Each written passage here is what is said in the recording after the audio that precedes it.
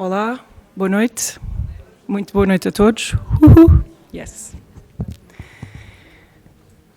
Boa noite a todos. Antes de mais, muito obrigado pela vossa presença aqui. Mais uma noite, mais um episódio das nossas palestras. Relembro que isto é um ciclo de palestras abertas ao público em Gestão e Liderança de Sustentabilidade. Estão inseridas no contexto de um workshop que está a decorrer para 25 empresários da região. Este é o número 2 de 6 que vamos ter abertas ao público. E,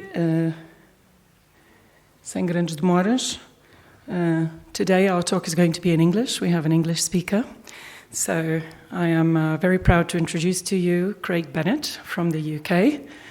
Craig is currently the Chief Executive of Friends of the Earth and an Honorary Professor of Sustainability and Innovation at Alliance Manchester Business School, University of Manchester. He was recently appointed as Chief Executive of the Wildlife Trust and will start his role in April 2020. So we're getting a 2-in-1. We have the CEO of Friends of the Earth and of the Wildlife Trust.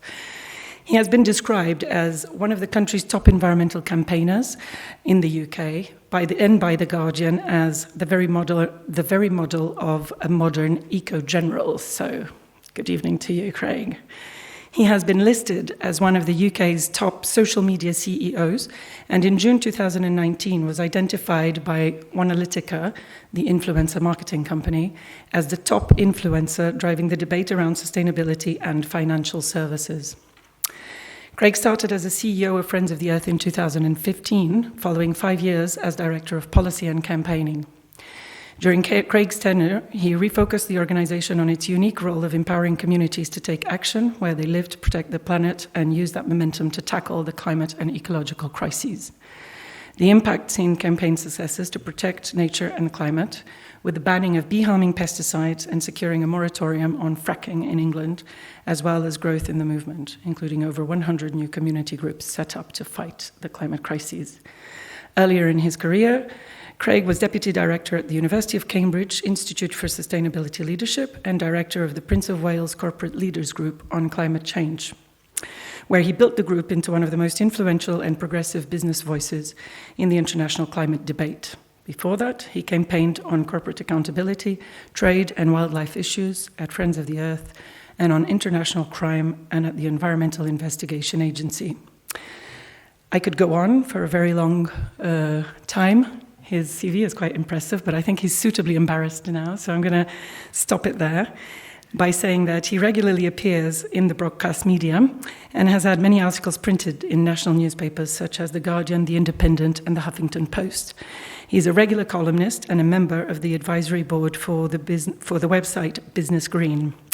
You can follow Craig on Twitter, there it is, and without further delay, it's my absolute pleasure to introduce you to Craig Bennett. The stage is yours.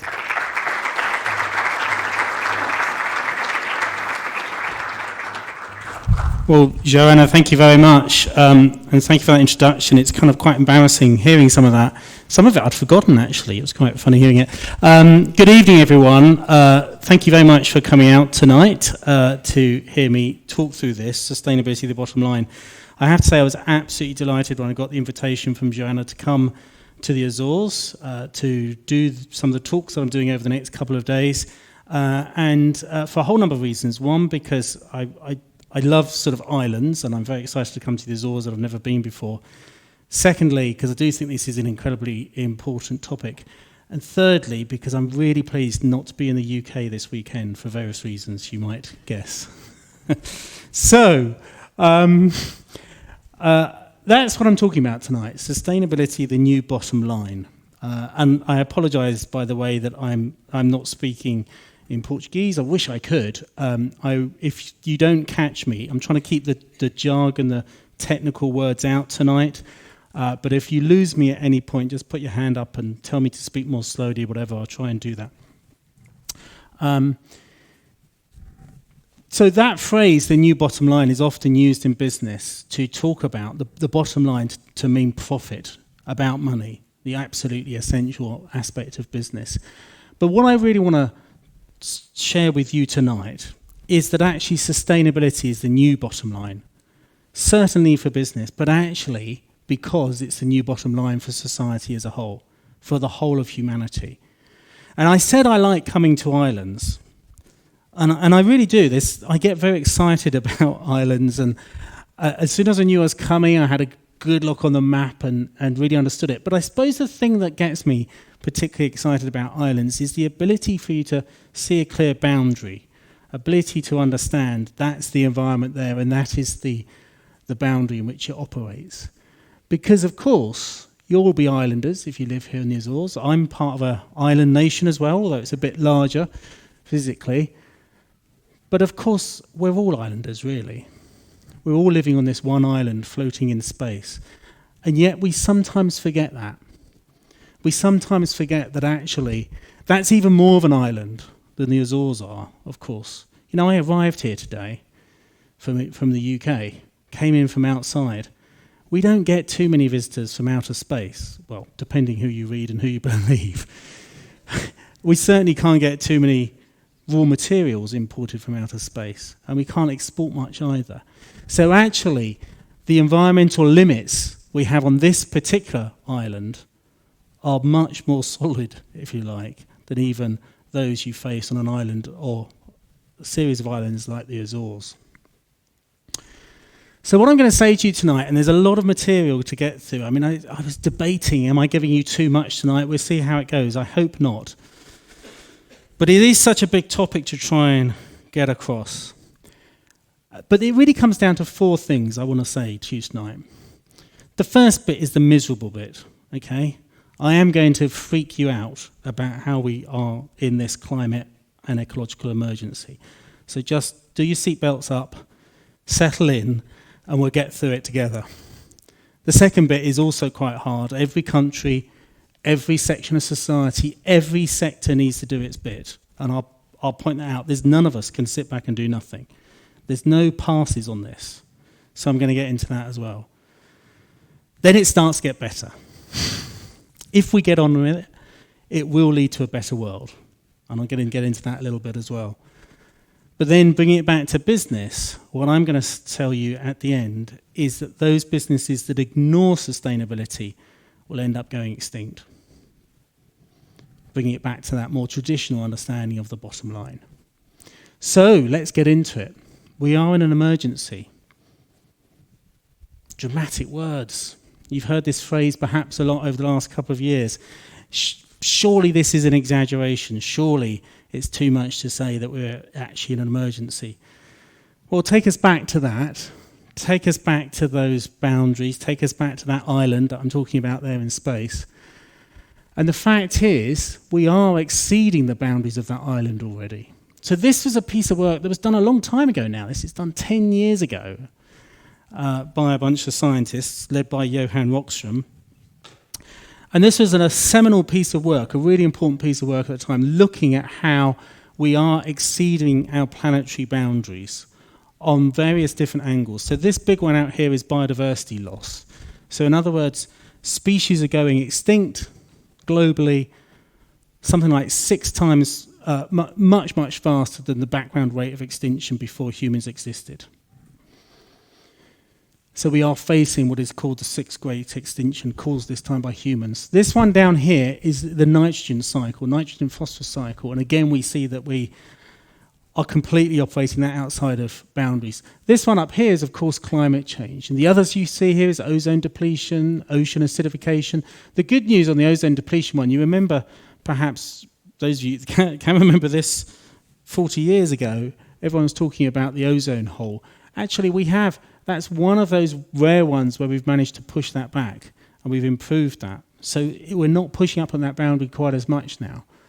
But the fact is we are operating outside of those limits on some of those key dimensions. And even on the ones where we're not doing that at the moment, the trends are pointing us in the wrong direction. But of course it's the one on climate change and nature that causes greatest concern and how they interact. So let's look at that. And apologies, I'm sure many of you know this, but we can't move on unless we just do this in 1 minute. Okay, the basics of the greenhouse effect, just in case there's anyone here that doesn't get it, and I'm sure you all do. But it is, of course, that you have that nice sun up there, solar radiation comes through space in the form of light waves, pass into the atmosphere, this amazing thing happens when they then bounce back out off the Earth. Some of it is radiated back out, and then some of it is trapped here. This is a natural thing by carbon dioxide and other greenhouse gases. It's really important to state none of us would be here if it wasn't for the natural greenhouse effect. The greenhouse effect is what keeps this wonderful planet Earth like a Goldilocks planet, not too hot, not too cold. It is essentially why we're one of those planets, the only planet in the solar system we think where life has been able to evolve because of this. The problem is it's a very, very balanced thing. And if actually we increase greenhouse gases in the atmosphere, then of course they radiate more of that heat back, traps more of that energy back in the planet and causes it to warm. And this is basic physics. It's been known for a very long time. And the measurements that have been looking at that have fully understood it. And it's really ultimately down to a number of things, but of course principally the burning of fossil fuels, where we've taken energy that has been captured from the sun millions of years before, buried in the soil, and then we burn it to release it suddenly. So sometimes we're burning energy that's taken millions of years and we're burning it in the space of a very short period of time. So all these different processes. You know all that. What you might not know is this bit, that CO2 is being released into the atmosphere faster than any time in the last 66 million years. The other statistic that really freaks people out, because we often think about climate change as about warmer temperatures, so on. Often we don't do what we should do, perhaps, is think about it as the extra energy in the Earth's climatic system. And when you calculate what this means, it means this.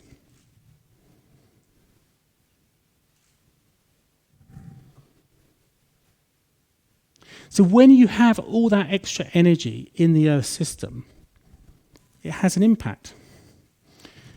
And this is what we're looking at, what scientists are now understanding is how they can, getting ever more confident really, of attributing extreme weather events around the world to climate change. Over 200 studies to date, where they're now confident that they're able to find the human influence on causing these extreme weather events, or rather making them perhaps more extreme than they would have been otherwise. And bear in mind, this is when we've had pretty much only 1 degree of warming. So keep that figure in mind, 1 degree of warming so far. Sad thing is we ain't seen nothing yet, so that's going to be the problem here. Ultimately, it comes down to risk, and if you're really interested in it, this is perhaps one of the most comprehensive assessments of climate change from a risk perspective. It involved various big insurance companies as well as scientists to come together, produced about 3 years ago, detailed assessment of risk. And it notes some very interesting things. It notes that in life, risk can increase, decrease, or stay roughly constant over time. So if you look at, say, the frequencies of earthquakes, they tend to stay roughly the same over time. Of course, you get big earthquakes and small ones, but the risk pretty much doesn't change over time to what we're dealing with. You get some risks that decrease over time. So radioactivity from nuclear waste, for example, does decrease over time, sometimes a very, very long time, sometimes hundreds of thousands of years it takes, but it will decrease over time. The really concerning thing about risk on climate change is this is a risk that increases over time. So even if I was able to do like a Harry Potter and wave a magic wand and stop all greenhouse gas emissions tonight, the risk from climate change will still increase for many years because of the loading in the atmosphere that's already taken place. So that all emphasises that point I was making before, that we ain't seen nothing yet, as it were. And of course, future climate risk is driven primarily by the adequacy of the policy response. Now, I know some of these graphs look really complicated. If you're really excited, and what we would call in the UK geeky in this, you can get into all the details on it. But really, all this graph tells you it is lots of different scenarios, depending how good governments are at making sure we cut global emissions. And all this relates to different amounts of risk as to these different pathways for what will happen to the Earth's climate. But the thing that's often forgotten in the debate on all of this, in all the media headlines, actually even in all the activists and campaigning by organisations like mine, is ultimately this is an issue about probability. So you often hear people will talk, if you follow this, you would have heard of the Paris Climate Agreement, talks about trying to get temperatures down to 1.5 degrees. We'll come on to that a bit, and how we're not even on track to do that. But what's lost in the subtext of that is actually it's a probability. It's a probability of 50% of getting down to 1.5 degrees. So we're not even managing to do that at the moment. We're not even managing to achieve a 50% probability of keeping global warming to 1.5 degrees above pre-industrial levels. And you'll see in a minute just how serious that is. But I did something I try not to do very often these days, but when you're coming to an island, you can't really avoid it this far. I came on a plane.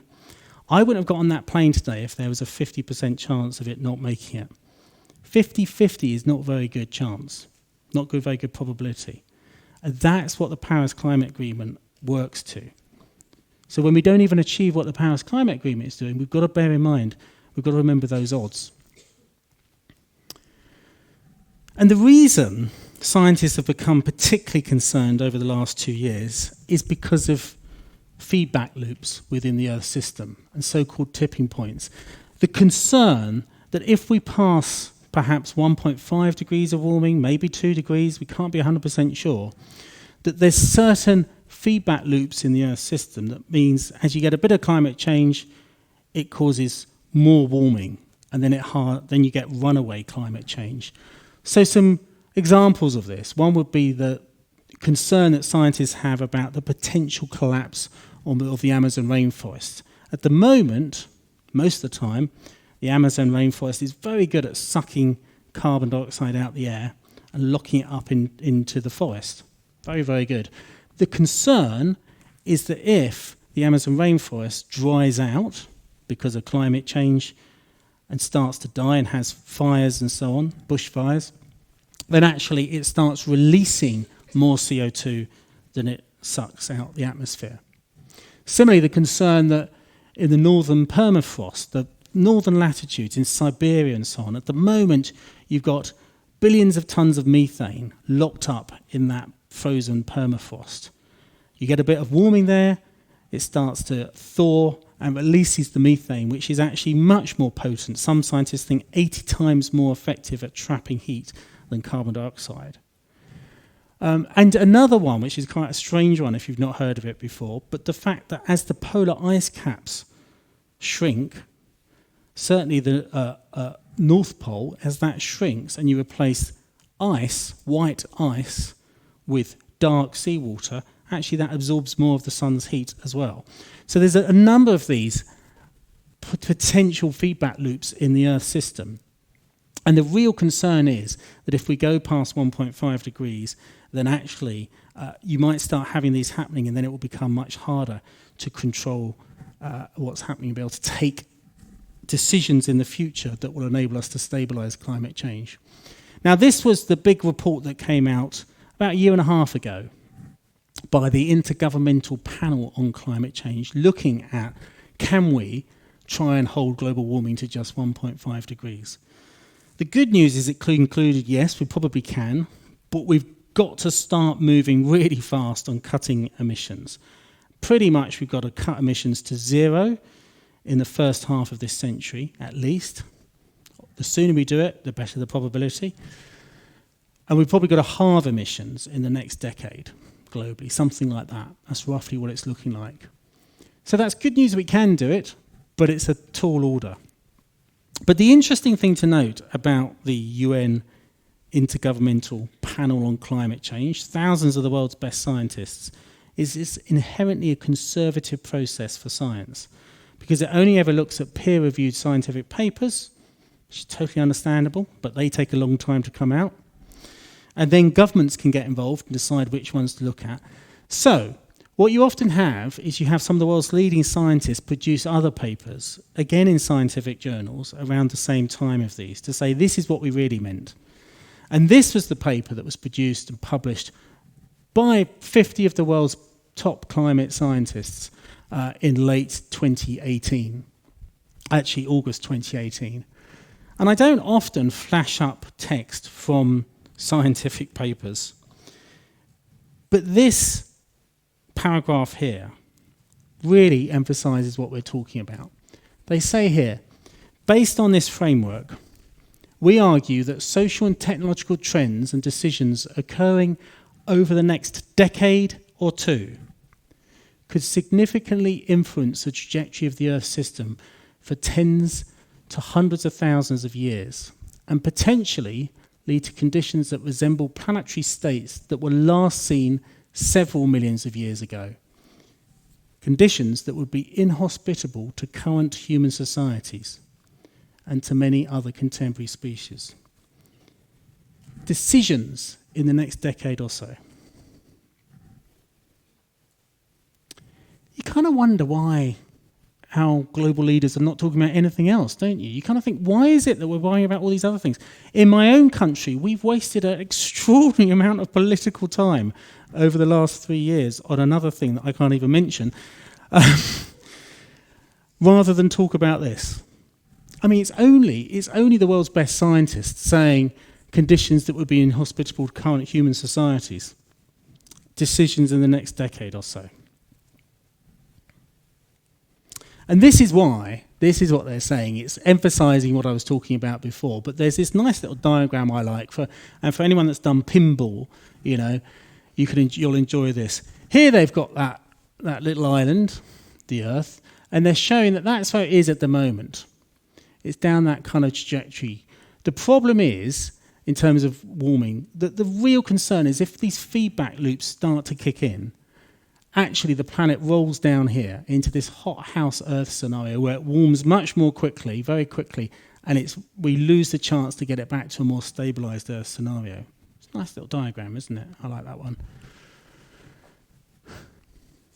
This was a paper published in Nature, the scientific journal, in just last November 2019. Really, all you need to know is what's in the headline: climate tipping points too risky to bet against. So again, you're seeing more and more scientists saying, we're really worried that these tipping points are starting. We've got to move really fast in cutting emissions. Just checking you're still a bit scared or not. Yeah. So, hopefully I've convinced you, if you needed convincing, probably the fact you've turned up here tonight suggests you don't, but anyway, that we are in a real emergency. And the amazing thing is that a lot of the young people of the world seem to get this. This remarkable woman, 16-year-old woman from Sweden, Greta Thunberg, millions of school children around the world protesting on this, saying it's a climate emergency, climate ecological emergency. And I think it's been amazing over the last year or so how we've seen young people right around the world have a much more grown-up approach to this issue than most adults. You're seeing more and more protests around the world, non-violent direct action. So you've got the scientists saying it, you've got the activists saying it, and you also got business saying it. So this is a really interesting moment for me because 20 years ago, I was often campaigning and as an activist outside the World Economic Forum when it would have its annual meeting in Davos each January, because I believed, and many other people believed, still do in various ways, that they were sort of pushing a very neoliberal agenda that would just lead to more and more of these problems. And yet now, what we've seen over the last 20 years is organisations like the World Economic Forum actually get more and more concerned about the science. And they published this report just 2 weeks ago, the Global Risks Report 2020, in which they surveyed business leaders around the world. And guess what business leaders put as the highest risk? So to understand this, you've got on this axis, you've got impact of the risk, and on this axis, you've got the likelihood of the risk. So anything in the top right are the biggest risks to worry about. Guess what you got up here? This is from business leaders, not from people like me, it's from business leaders. Climate action failure, extreme weather, biodiversity loss, natural disasters, human-made environmental disasters. And then you start getting a few other things like cyber attacks, infrastructure breakdown, and so on. global governance future. But it's very clear now that this is right up there at the very top risks for us to be concerned about. And again, this is just another way of presenting that kind of information. So, the new bottom line, we are in an emergency. We've got to treat it as such. And it's worth saying, it's wrong to think of climate change as necessarily separate from the emergency facing now natural systems as well. The fact is you can't fix one without the other. You know, we have no hope of solving climate change unless we can also restore natural systems as well. I'll come on to that more. What this means is as humanity, every country, every section of society, every sector needs to act. And I'm emphasising this tonight. I've gone through the bit that I've just gone with you over the last 20 minutes, because for a lot of my career I've presented the business case for action on climate change, talking about how companies can save money, how they can reach out to consumers and do all these things. And that's all very important, don't get me wrong. But actually, I think this is now so serious, this becomes a new business case. The fact that the whole of humanity has to get this done. Actually, how can business kind of continue to exist if it's not playing its part in this journey? So let's talk about that. So the World Economic Forum, what it did do, again 2 weeks ago, it produced this net zero challenge to say that all companies around the world need to adopt targets to get to net zero. Net zero means that those companies would then only be emitting the same amount of carbon or other greenhouse gases that they also take out the atmosphere through other measures like use of land and so on. And it's worth noting that we've had several companies over the last year come out with their targets for net zero. Big companies, big tech companies like Google and Apple are doing it. Just in the last week in the UK, Sainsbury's, one of the biggest supermarkets in the UK, has adopted a target to go net zero by 2040. Lots of companies around the world are doing it. The one that was really impressive and surprised most people was, I think, 4 weeks back, Microsoft said that they would become net negative by 2030. So what does that mean? Well, this helps us understand this. This is gigatons per year of global net carbon dioxide equivalent emissions. We're there at the moment, and we're on this trajectory to go up there. If we meet the pledges that countries agreed through the Paris climate talks, that would get us there instead. To get to 2 degrees, we'd have to get down to there. To get to 1 degree by 2050, we'd have to get to there. So we're a very, very long way off where we need to be at the moment. But people talk about net zero, they forget this bit about going net negative in the second half of the century. You know, actually the point is we can't just get to there. We have to start sucking more carbon dioxide out the air in the second half of this century than we put into it. And that means massive restoration of our ecosystems as well. So what Microsoft has recently announced, just the last few weeks ago, is to go net negative by 2030, which is very bold and ambitious, but can be done. So it'd be interesting to see how many other companies start to do that now as well. This is what the World Economic Forum projects is required for individual sectors. Just underline that point that every sector needs to play its part. And of course, for some sectors, it's really hard. For steel, for aviation and so on, it's tough. But we're going to need real disruptive innovation in those sectors to enable a step change, not incremental change, but a huge change in business models, a huge change to bring that about. And maybe actually we shouldn't just be thinking, is the answer decarbonise steel? The answer might be something completely different, a new material, different to steel, for example. So every country, every section of society, every sector needs to do its bit. But what I wanted to try and convey to you now is that if we get on with this, actually it will lead to a better world for all. And I am going to talk you through some work that we've done at Friends of the Earth in the UK about what that might look like for the UK. And apologies for that, but this is the country I know best. And actually it's easier to talk through some of these examples. But they were very similar in most rich, most developed countries.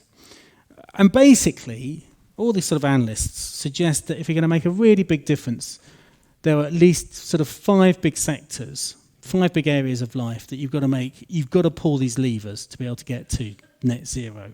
Transport, power, buildings, agriculture and land use, and infrastructure.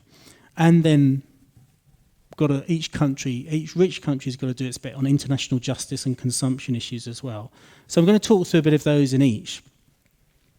So transport. It's shocking that in many countries, including the UK, emissions from transport, carbon emissions from transport, are still increasing.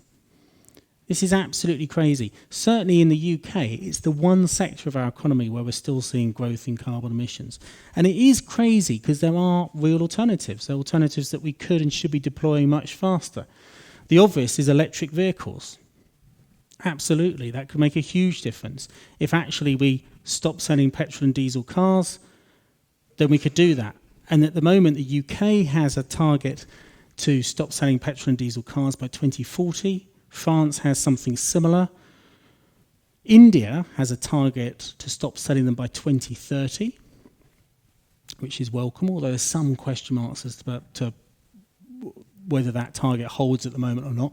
Norway plans to stop selling all petrol and diesel cars by 2025, going almost entirely electric, maybe hydrogen vehicles for some of the bigger trucks and so on. And when I said, think about what it does for our lives, think about how it leads to a better life, whether it's electric or whether it's other sources of zero carbon transportation. But certainly if you think of electric, it's just a funny thing, isn't it? At the moment, from when we are now, we think, it might be quite difficult to make sure our cars run on electricity. How are we going to charge them, all this kind of thing? You think about all the problems. But actually, if you were inventing cars today for the first time ever, would you really think that the best thing to do would be to use some fuel source that you could only fill up in certain locations, that is highly flammable and you have to carry it around in a tank with you, that actually has to be shipped in from abroad most of the time as well, and causes really serious air pollution, that in the UK, for example, kills 40,000 people prematurely every year, the burning of fossil fuels through our cars. In China, it's 500,000 that die because of air pollution every single year. Globally, the World Health Organization says that air pollution causes 1 in 8 deaths, not just cars, from other sources as well. But actually, if we could have entirely clean sources of transport, why wouldn't we do it? Actually, we're just stuck in the moment. We're stuck in the technology that we've been using for many years, and we're finding it hard to move on. It's that technological inertia that's causing a real problem. And there's something to think about here. I said I like islands for all kinds of reasons, but one of them is also because they provide that almost controlled environment. Sometimes it's easier and quicker to get things done here. I'd invite you to consider that the Azores, you're in a perfect place in many respects to get to 100% electric vehicles faster than vast majority of countries. You can't drive very far here, really, as I understand. I mean, I've only just arrived, so I'm looking forward to exploring the Azores over the next few days. But I know maps well enough to know you can't really drive very far in the Azores, so you shouldn't really have too much range anxiety. You already are doing pretty well on renewables and geothermal energy, so you've certainly got lots of sources to produce zero carbon electricity. So wouldn't it be exciting if actually the Azores was one of the first regions in the world to go 100% electric or whatever on transport? Could be done? Nice idea? Yeah. Have a ponder. What about this? What about our big cities? You know, around half the world's population now lives in big cities. And many of them are absolutely clogged. You can't move around in them.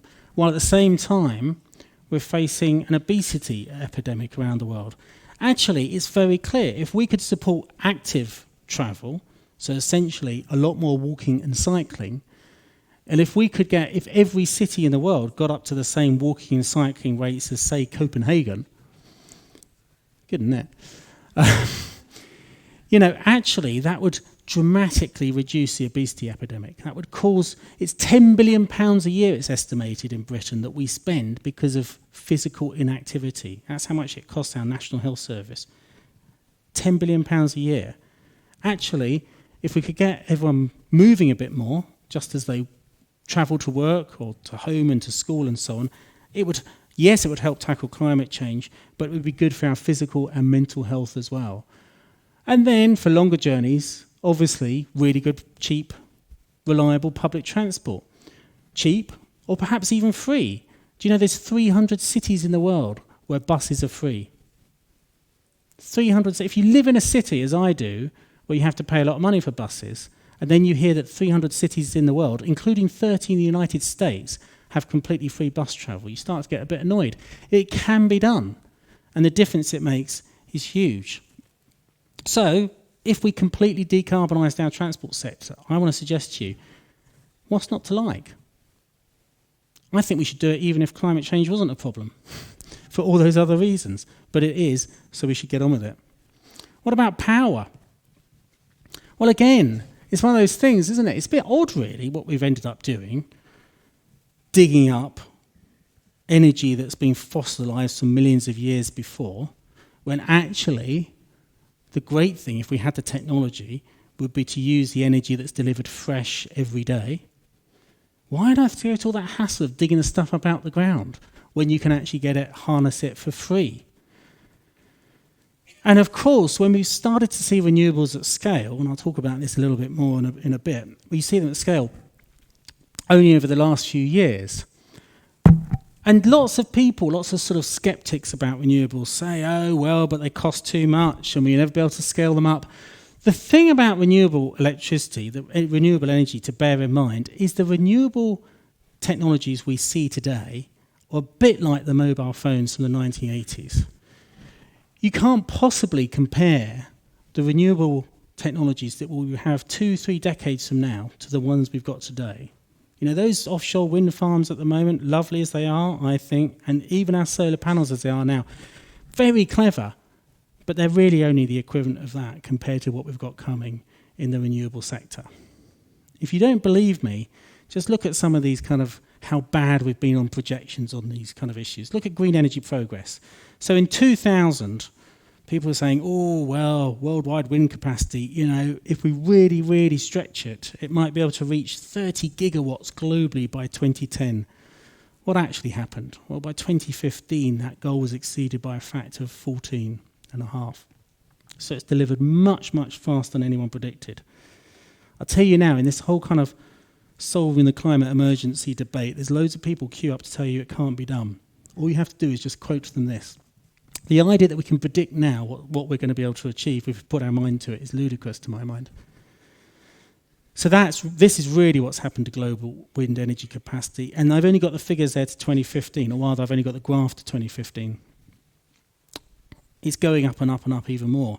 This is the really exciting one, is what's happened to onshore wind cost. Look at how that's plummeted. And it's gone way lower since.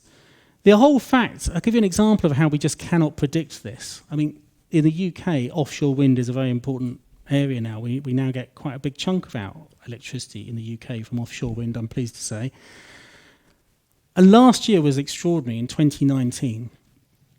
In around, I think it was June 2019, a big government commission tried to work out how the cost of offshore wind might fall in the years ahead. And they said it might get down to about £60 per gigawatt hour by 2050. And everyone got very excited about that, thought, well, that would be amazing if we get there. Actually, by October last year, that was beaten. So what was predicted as being the cost in 2050 ended up being achieved a few months later. And this is this example that's so much about both climate change and the response can be what we'd call non-linear. So you can't predict quite how quickly the response will come. If you don't think this is starting to get mainstream, well, it is. Solar industry jobs now outnumber coal mining jobs in the US. We've still got a long way to go. I'm not pretending otherwise. It's still that the vast majority of the world's energy does come from fossil fuels. But the rate of growth in clean energy is absolutely extraordinary. And look at this on solar. Solar has beaten it the goal. In 2002, the projection was that the solar energy market would grow by 1 gigawatt per year by 2020. The reality is it was exceeded 17 times. By 2015, it was exceeded by 58 times. And by 2016, exceeded 68 times. And it's still going even faster. Who knows where we're going to get to in 2025, 2030? And I was saying that the technologies of tomorrow, in the labs at the moment, in the Middle East, they've produced solar panels that you spray on the front of a building. That's how you install them. You spray them on the front of a building. And they're incredibly efficient. And you can now, in labs as well, they haven't got it to market yet, but you can get panes of glass. You can get windows that are solar panels, but completely transparent. These are massive game changers.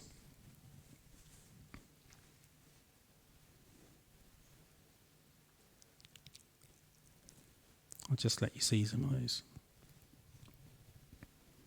Again, all I challenge you to think through is even if climate change wasn't happening, surely this would be a better world where you can power your house through your windows without knowing any difference. Wouldn't that be better anyway, rather than having to import oil?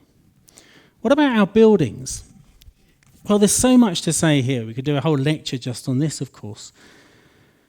But of course we should have really energy efficient buildings, ones that don't leak any heat, ones that are powered by renewables, by ground source heat pumps and things like that. I think you know all that. This building looks pretty efficient to me. A lot of that is happening. But what gets me very excited as well is actually the materials we might use to build our buildings in the future. You know, the potential for us to use, say, a lot more wood in our buildings again. Sometimes composite wood, engineered wood, whatever. But of course that starts to become a carbon store. If we can actually grow more trees and use more trees in our construction, you'll find that we'll be able to store carbon again. And that brings me on to this issue. Because what is often overlooked in the climate debate are the solutions around agriculture and land use. And yet it's a huge issue. The Intergovernmental Panel on Climate Change, again, produced this report last year. And they've had two big conclusions. Agriculture, forestry, and other types of land use account for around 23% of human greenhouse gas emissions, almost a quarter. That's huge. You know, we often think about transport and industry and planes and things, but 23% from agriculture, forestry, and other types of land use. But the good news is at the same time, natural land processes absorb carbon dioxide, equivalent to almost a third of carbon dioxide emissions from fossil fuels and industry. And if we managed our land better, we should be able to get that up. So again, with the apologies, I'm going to talk about my homeland briefly for a little moment here. At Friends of the Earth in the UK, we wanted to try and get people in Britain to think a bit more about actually what Britain looks like. We felt sure that people had a certain idea of Britain as a very crowded island where it wouldn't be possible to, say, grow more trees. Because they thought it's very crowded, 60 million people living on this island, it must be very urbanised, we're all used to going to our big retail parks and spending lots of times on traffic jams in motorways and so on. But actually, how much of it do we really see? What does it really look like? And we teamed up with this guy who calls himself a guerrilla geographer, which is a great phrase, and we decided to produce a film flying over the UK with drones that shows, it's a 100-second film. For every second in the film, it shows a different land use type. And the interesting thing is, this is the UK, but a lot of Western Europe is pretty similar. I'll show you the film. What does the United Kingdom really look like? To get a better sense of proportion, let's go on a 100-second walk across our nation. Each second of the walk reveals 1% of our lands and how they look from above. Are you ready for the UK in 100 seconds? We walk through 22 kinds of land that are gone in a blink. Houses and gardens occupy 5% of the UK and 5 seconds of our walk. We spend 6 seconds crossing natural grasslands and wander for 7 over sheep-grazed moors and heathlands. Peat bogs, which are carbon stores, are something else. Together, They cover 9% of the nation. And for 10 seconds, we're in the woods, and there's no place I'd rather be. For 27 seconds, we walk through fields of crops. Half is fed to livestock. In June, we mostly grow wheat, barley,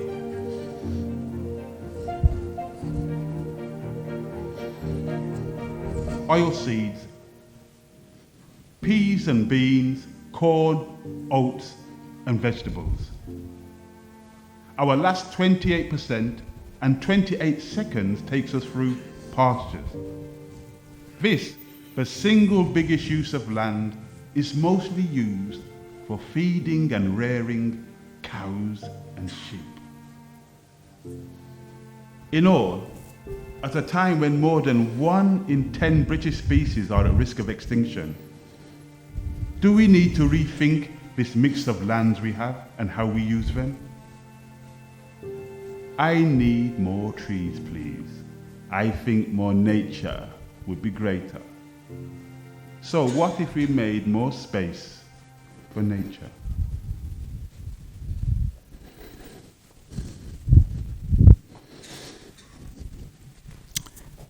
I know you don't know the UK necessarily as well as I do, or maybe one of you do. Anything surprised you there in particular?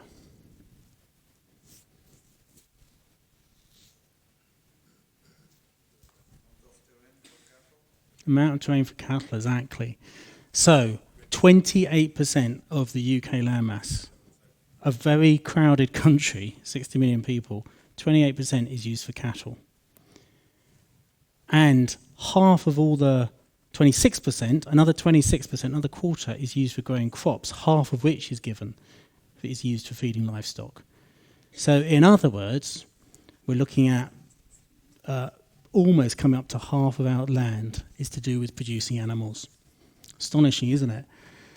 So, we launched a campaign last summer in Friends of the Earth to double tree cover in the UK to help combat the climate crisis, because the extraordinary thing is if we were to double the number of trees, double the tree cover in the UK, it's currently at just 13% of the UK is covered in trees. If we doubled that to 26%, no, sorry, what did I just say? 13%.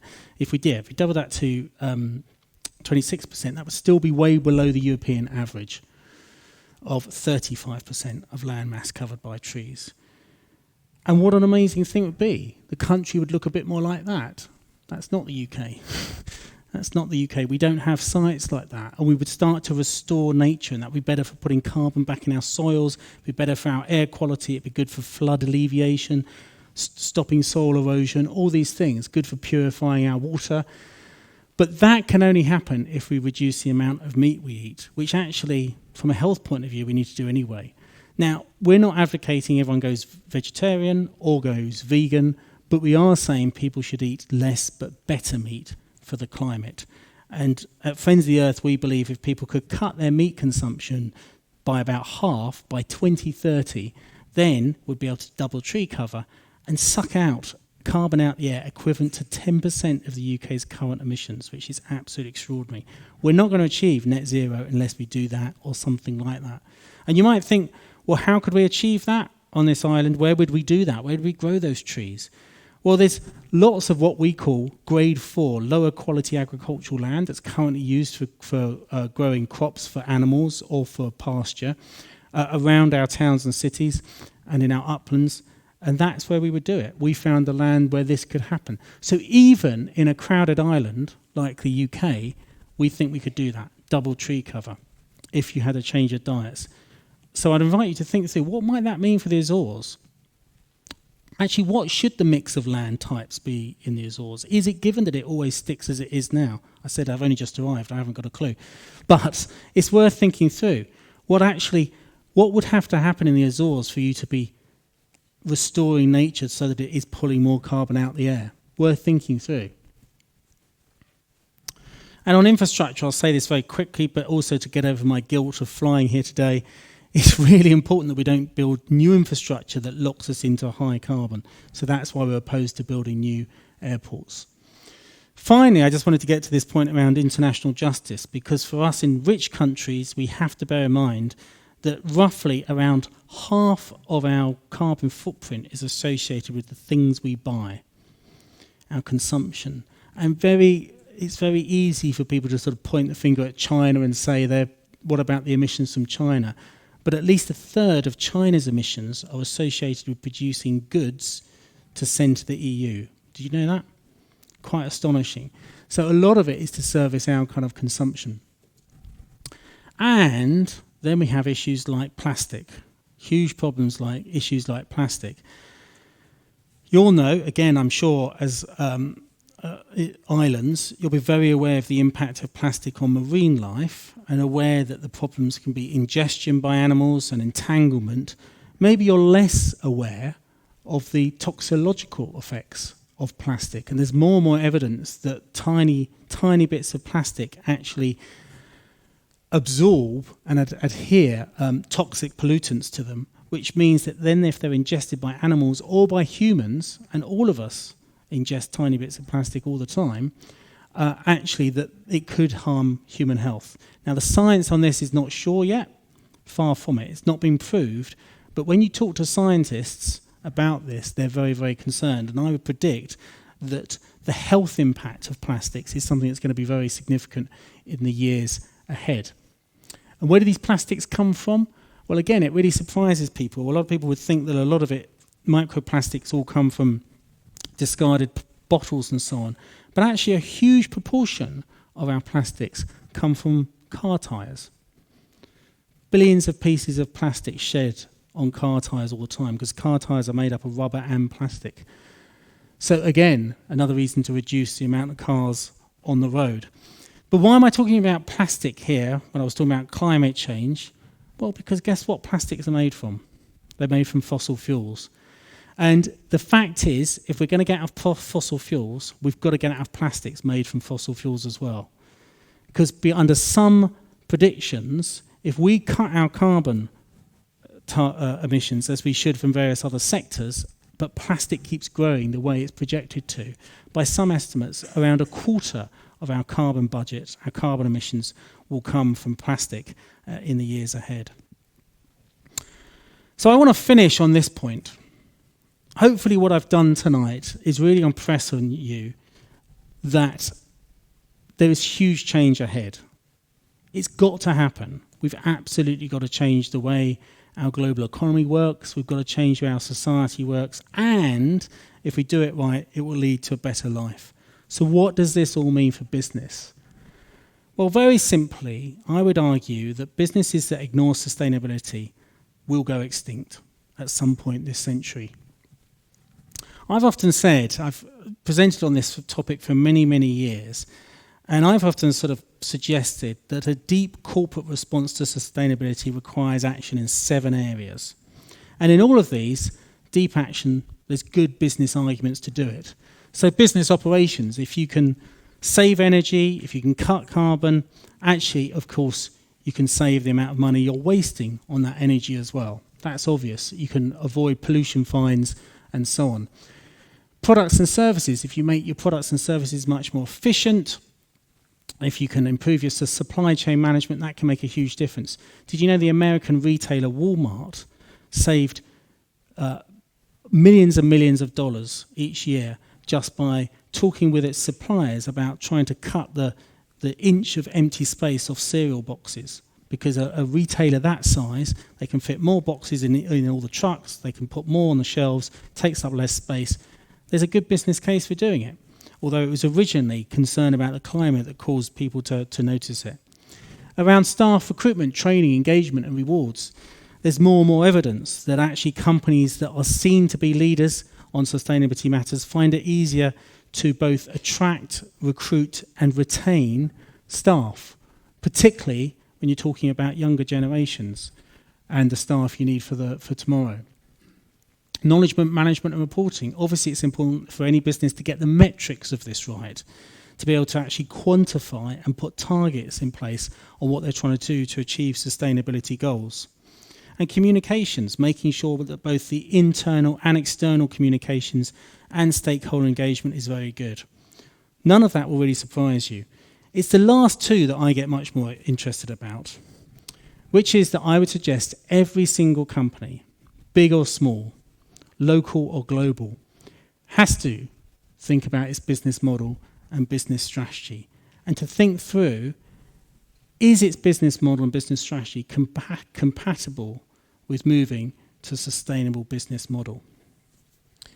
When I was young, growing up in England in the 1970s and 1980s, the thing to do on a Saturday night was to go to Blockbuster Video. It's very exciting. Are you familiar with these? I don't know if you had them in Portugal or the Azores, did you? No? But you know of them, do you? Yes, I hoped you would. I was pretty confident you would. They were pretty much over most parts of the world for a while. Blockbuster Video. And it was actually kind of a thing that, I don't know if you were dating someone, you'd spend Saturday night trying to work out which video or DVD to rent and things like that. It was a whole part of life. And each town would have one of these things, certainly across the United States, across Canada, across many countries. But of course, what they did is they didn't see the way the world was changing, and they didn't change their business model as the world changed. And Blockbuster Video is now down to one store in the world, in Alaska. It's the one place where, of course, you can't get the internet. So Blockbuster Video was disrupted. Their whole business model was not fit for the 21st century, and they were disrupted by these guys, who essentially completely took over that role, that market in our lives. What I want to suggest to you, if you look at things like the Sustainable Development Goals, the fact that all the world's countries have signed up to these, and progress on them is far, far slower than it should be. Of course it is. We need to see it much faster. But actually, if this is the way the world is going, hopefully, then is your business model compatible with achieving these Sustainable Development Goals? And if it's not, I would suggest there's a danger it might go the way of Blockbuster Video. But if you've done all of those, and you still can't really make the business case, maybe if you're producing steel, or if you're an airline, or something like that, and you still can't align with it, what do you do then? Well, then you have to engage with public policy. That's when you have to say to the politicians and the governments, you know what? You've got to change the rules of the game. You've got to change our global economic system so that actually business has to be sustainable, and that we can't make money out of an old business model. We have to make sure that there's a business case for acting more sustainably. And you might think that sounds weird, because actually the history of business engaging with public policy hasn't always been particularly good. But this is something that I've really focused on in my career, in trying to get business to say the right thing and do the right thing on climate change. And back in 2007, I pulled together this group of companies from around the world to call for something called the Bali Communique. This was the first big statement ever from business to call for a legally binding international agreement on tackling climate change. And it caused a lot of big stir at the time. It was really surprising. You didn't then hear of businesses talking about the need for legally binding legislation to tackle climate change. And then when we had the Copenhagen climate talks in 2009, we managed to do the Copenhagen Communique, which had 1,000 companies from around the world saying, you've got to change the way the global economy is wired. Because companies are made up of people as well. And companies will often do what the system dictates it to do. And people at the top might want to change what the company is doing, but sometimes they're trapped in the system. So we need to see business advocacy to change the system. And this can be at the global level, or it can be at the local level. What a business is doing to try and argue for the more sustainable active transport. And I'll give you this final thought, but I believe this passionately. The good news, the optimistic bit here, is that I believe humanity is very, very clever. Hopefully it can also prove it's intelligent. If you look at the history of humanity, as historians do, they notice that there's often different waves of innovation through the history of humanity. The first wave of innovation was water power. The second wave would have been steam power. The third wave was electrification.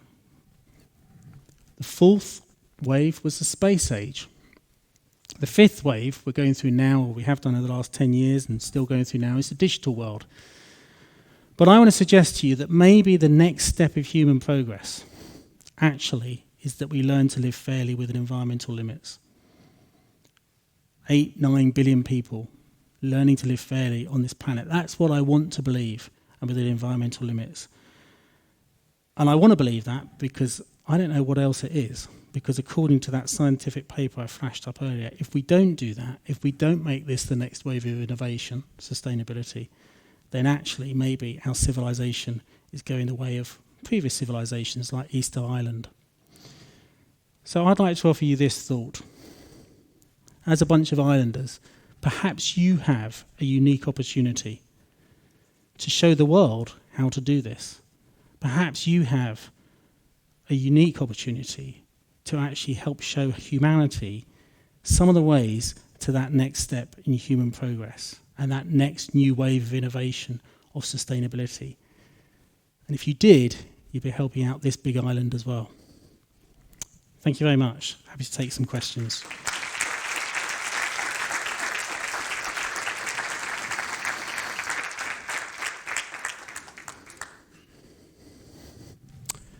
Okay. Questions on anything? Do you want? Shall I just take them, Joe? Do you want to? Shall I just take them as we? Yeah. Okay. Deep breath. You can undo your seatbelt now.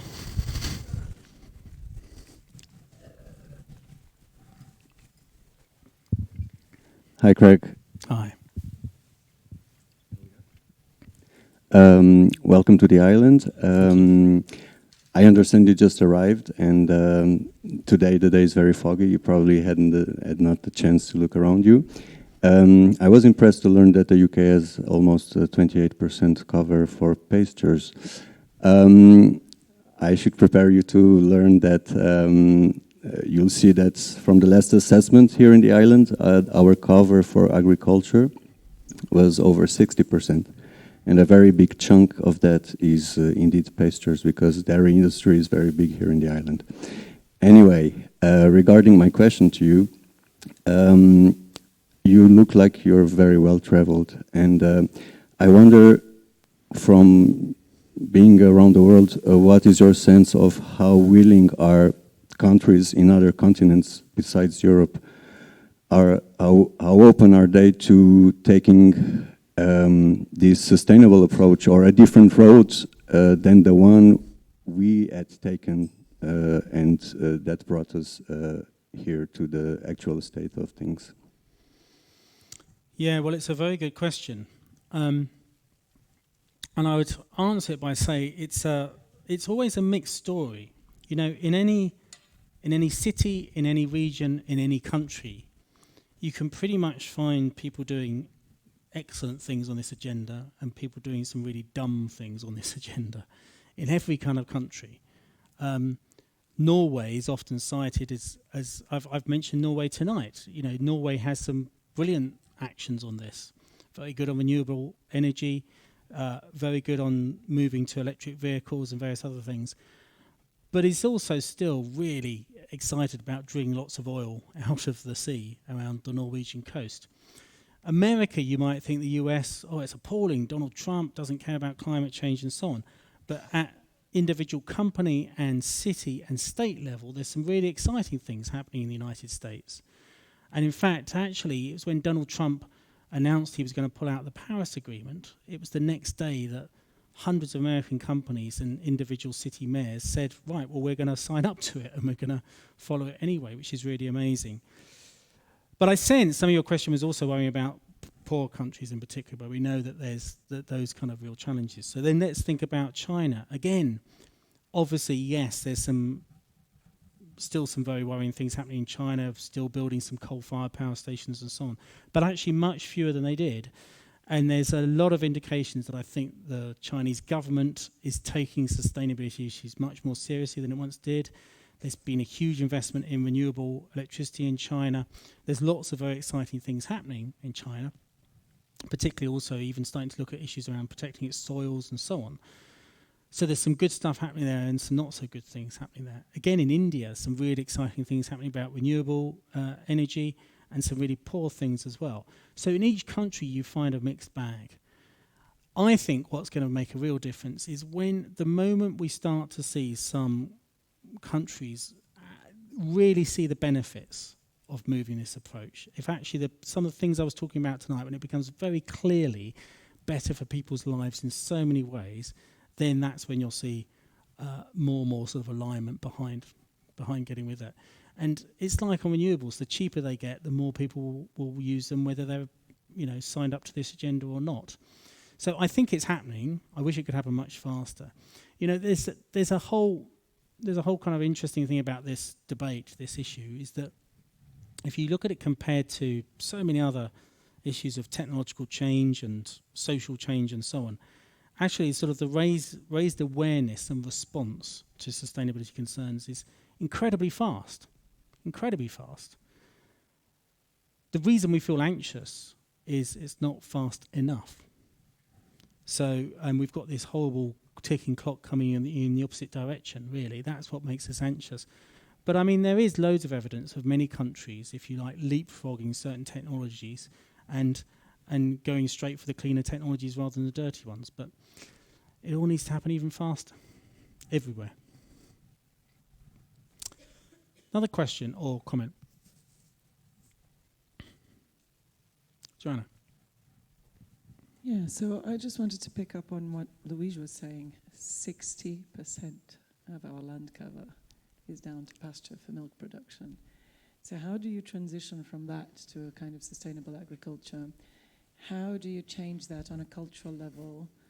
And if we look at your seventh tool, which is policy and looking at regulation, how can we persuade politicians who are running on very short political cycles and who depend on people who are managing this 60% of this land and who are living out of the 60% of this land to actually convert it to regenerative agriculture or forestry or permaculture or any of the other better land uses that we know can be possible, because I think that there's a deep desire here in the Azores for that to happen from certainly a sector of the population. But it is a transition, and it's hard for people who have lived for generations depending on milk production to see how they can do anything different than that. And perhaps for our politicians, it's also different to see how we can do something different from that. So I know you haven't got a silver bullet, but would you care to explain a little bit more about that? And yeah, absolutely. And a very, very good question. I mean, again, it comes with the complete caveat that I haven't seen anything of the island yet, other than that you showed me for 20 minutes as we came here. I'm really looking forward to getting to see the island over the next few days. But what I would say, what I've found from our own debate in the UK on this, is that one of the things to avoid is to getting into a very polarised debate on it, because particularly on these issues around land, farming and so on, a lot of it's around people's questions of identity and cultural issues and so on, and people can feel threatened very quickly. And so it's one of the reasons that for us as Friends of the Earth in the UK, we've made a big point of saying we're not advocating everyone should go vegetarian or vegan. If people want to do that, that's great. That's up to them. So that's a good thing to do for the climate. But that's sort of a message that sounds very threatening to any farmers that rear cattle. Whereas actually talking about eating less but better meat, say, our problem there is not the sustainable farmers who are producing really good quality meat, which it sounds like I'm looking to enjoy to eat some in the restaurant we're going to go to later tonight. I'm looking forward to that kind of thing, that kind of meat. Actually, the biggest problem is the very low quality, cheap processed meat, and that is what's causing problems. In the UK, we have a huge proportion of our chicken is intensively reared, and it's actually fed on soy that's being imported from the Amazon rainforest. I mean, there's nothing sustainable about it at all. Whereas actually you've got locally reared chicken, then that can be very much more sustainable. And I think the other problem is that very often we compartmentalise things in our society. So we think this bit of land here has to be used for agriculture, and this bit of land over here is to be used for forestry, and this has to be used for something else. In actual fact, the evidence is really clear now that mixed use of our land is much better for all kinds of reasons. And agroforestry, for example, where you are farming the land, but you have a much higher density of trees, is very good for all kinds of reasons, stopping the soil erosion and so on. So I think, first of all, we need really good examples and case studies and practical examples of where this is being done so that people can see how they benefit from it. Lots of education and involvement around it. Lots of ways to enable people to try for themselves things like lower meat diets, but then enjoy meat much more when they have it, for example.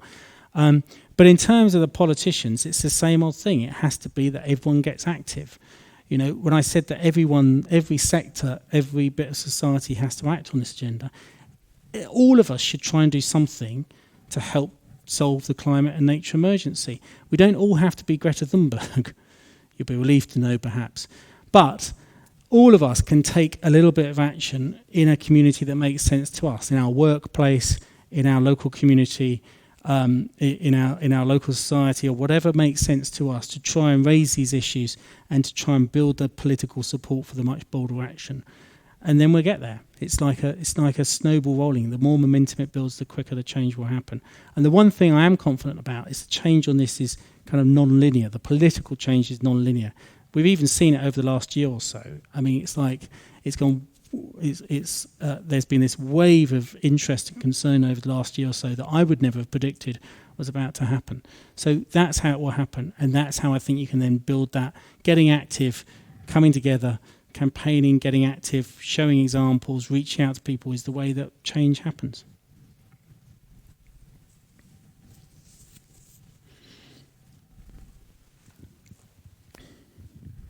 Greg, welcome Thank you. well to the Azores. If you're going to travel around the Azores by these days, I'm sure that you won't miss home. So it's really foggy and rainy. Thank you. But anyway, well, my question is close to Joanna's, and but it's more. Do you think that what's the rate? Are we still a minority? The people that thinks that we should act now? Because the thing is that when you get to see people like Bolsonaro or Trump deniers on climate change and emergency, and they represent a lot of people in the world, so it shows that somehow the message is not there yet at that level. And if they get elected and re-elected, means that business as usual.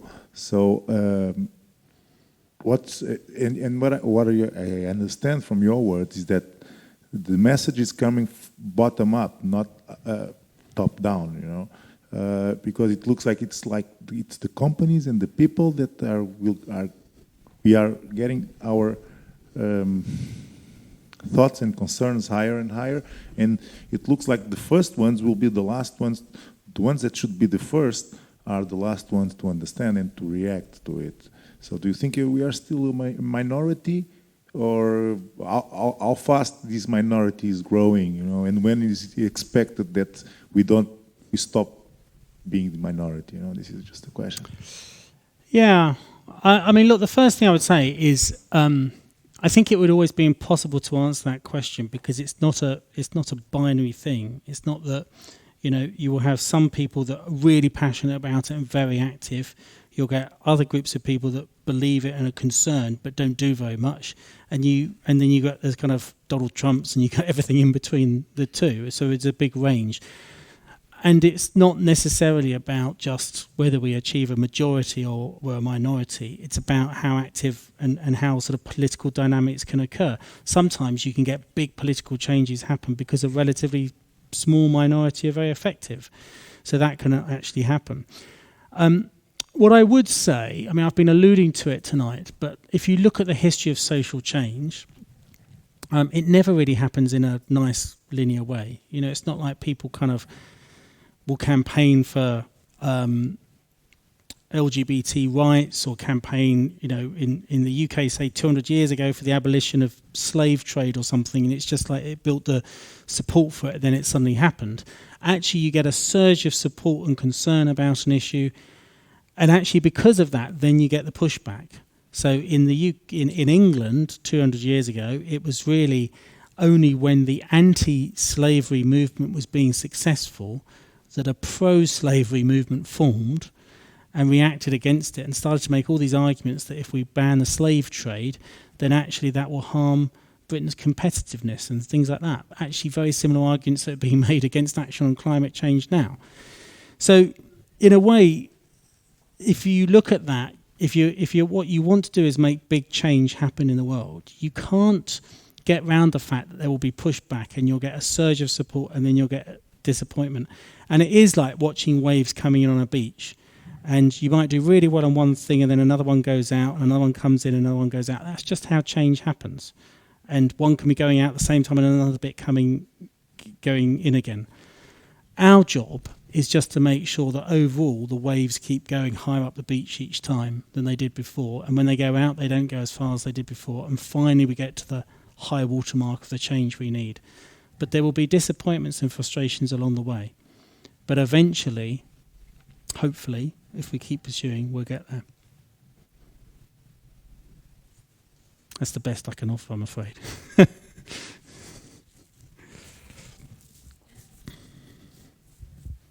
Okay, really quickly picking these two questions up. Are results now visible? That's my question. Are results now visible? Well, again, I can answer that question in two ways. You know, right around the world, you're seeing big increase in renewable energy, but it's from a small base.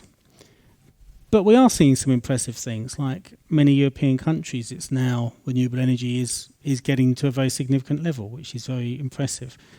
Around a third of electricity in the UK was generated by renewables last year. Denmark, it's much higher than that. I don't know the figures for Portugal, I'm afraid, but you know, we're seeing a huge change there. United States, we're seeing big change. But the flip side of it is actually we're still seeing billions being invested. The vast majority of money that's being invested in by big oil companies is still in looking for yet more oil and gas. They're trapped in that kind of system. Again, I was saying you see lots of countries doing some things well, some things not so well. So I suppose what you also need to measure is actually what's the reaction of the planet, and you know what's the evidence there. What is disappointing is that I think it was a fair assumption about 3-5 years ago to hope that global emissions might have peaked by now, and there was some evidence about 2 years ago that might have happened. Unfortunately, that's not the case. We've seen growth in emissions globally over the last year or so. So that's a real problem. So no, we're not doing well enough there. There's also lots of trends still going in the wrong direction. So it's a mixed picture. That's all I can say. There's not a clear answer. But often that's the way with these things. When things start to turn, you just have to try harder. Any other questions? All I would say, though, is the thing I am confident is when we really start moving on this, when we get some momentum, we'll surprise ourselves how quickly we can go. That's got to be the hope.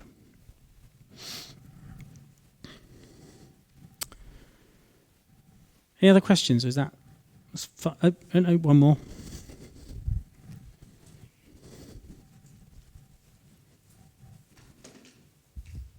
Good evening. Just to pick up on your last point there, how do we gain that momentum? How do we, as individuals, as a society, as legislators, get this ball or this wave to increase and actually get to where we need to get this discussion to be more of a widespread discussion? I don't know if how big of a topic sustainability is in world affairs, but how do we increase that wave as individuals? Well, I would say this, wouldn't I? But I would say organise, join with others. That's the real way to build momentum. You know, actually lots of people acting only on their own will only get you so far. But if you can join, get involved in campaigning organisations or community groups or activist organisations and so on, and join with others, then that adds up to much more. And then you can build that constant momentum of support, and then get involved. You learn from one issue, move on to another, and so on. And that's the real hope, I would suggest. That's how we can get there. And I think it is just by people coming together, by organising working through communities and building a community of people active on these issues, then we'll get there. What I would say, though, what is exciting, if you look at those millions of school children that have protested on the streets over the last year, that's something that's given me real hope recently. And it's given me hope in its own right. But what also makes me excited is what they're going to be like when they're 25 and start entering the workplace. You know, are they suddenly going to not care about these issues? I don't think so. You know, the interesting thing we found at Friends of the Earth over the years is the hardest thing sometimes is to encourage someone to go on their first street demonstration. You know, the first time anyone ever does it, they're sometimes really scared or nervous. They think they've seen the worst examples of it on TV news or whatever, and they worry. And then when they finally do go, they really enjoy it, and they're what it's like. So you've got a whole generation of school children there that from an early age have been very politically active on this issue. And that gives me hope for the future, because I don't think that's going to go away. Sorry, I know you really do want to go and try that That's all right. dinner. And it is Dia dos Amigos here today, like I told you, the Friends Day, so I think people will be willing to leave soon. But I had one question about your business models and business strategies. And I guess what I would like to ask you is, are we saying that certain business models are obsolete and that people really have to reinvent themselves? So they really need to get to the point where they're saying, this is not going to cut it in 10, 20, 30 years. And so I have to move from calling myself British Petroleum to calling myself Beyond Petroleum and so on. So, and how does that harsh reality hits people? And also, maybe have you got a word of support for those industries that are based on fossil fuels or on large emitting blueprints, if you like? Yes, I am saying that there's going to be plenty of business models that are obsolete. Become obsolete this century. And a lot of companies have historically found it very hard to reinvent themselves and create new opportunities. They're not even associated with this issue, but the blockbuster Netflix example is a good example. You know, the disruptor in that area was not the established incumbent blockbuster. It was a whole new company that just saw the world differently and exploited that. And the same with electric vehicles. You know, it's actually the existing car companies have historically been very slow to move on electric vehicles and have sort of been embarrassed into it by new disruptive companies coming in. So there is a kind of whole area of business management theory, which is why is it that so many companies find it hard to embrace innovation and to rethink their business model according to changing circumstances. And I think there are a lot of companies that will go bankrupt in the future because they fail to address these issues. What I would say is there's huge potential for those companies that can change their business model and be aware of how these trends are going to make things different for them, because there's an enormous number of companies that have been very successful because they've been able to sort of do that. Companies that actually just rethink, you know, kind of what their purpose is. And I've challenged I've met with chief execs of airports before now, and I've challenged them to think, what fundamentally is their business? Is it about running an airport, or actually is it perhaps about connecting people? And is there any reason they couldn't find another way of doing that? Actually, there's a really good example of disruptive business models from a long time back, which is around Nokia. So I don't know if you know, if Nokia started off over 100 years ago as a Finnish company making Wellington boots, you know, boots for, what do you call them?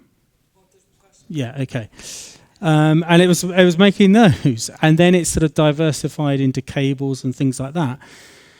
And it was really in the 1970s and 1980s, it started to create, it was having had a big forestry enterprise as well, and it created these two-way communication devices to enable its workers in the forests in Finland to be able to talk to each other. And then in the in 1990, this new chief exec of Nokia came in. Now, through the 1980s, they worked with government to start to create this new cellular network around the Finnish roads, and Nokia was at the forefront of that. And then in 1990, its new chief exec came in and says, we should ignore all these things we used to do, like make Wellington boots and textiles and rubber and cables and all these things, and just focus on making these mobile phones. And a few years later, it was one of the world's biggest, most successful companies. Very, very effective. The interesting thing is then Nokia forgot how to do the innovation piece and didn't see the smartphone coming, and was actually decided when it started to see the smartphone coming, no, it would stick with its own ways, and it was too late. And of course, Nokia then ended up essentially going out of business, and the brand got bought up by Microsoft. So in that whole story of that one company, nothing to do with sustainability, there's a story of the huge advantages that can be gained by being open to disruptive innovation in your business model, and also a cautionary tale about the problems that are caused if you're not. So both sides of that story. But all the time you see companies that are doing very well in this space because they're trying to produce the goods and services that are needed in a more sustainable world, and only time will tell which ones succeed. But some will. Some will be the Apples and Googles of tomorrow, providing what we need for a sustainable world. Well, look, thank you very much for coming along tonight, particularly when you had this, as I understand it, the men of the island are supposed to be doing this Friends Night or something. It sounds extraordinary. And I'm very grateful that you came along here tonight for to hear me speak beforehand. And I'm just so excited about seeing some of this island over the next few days. So thank you.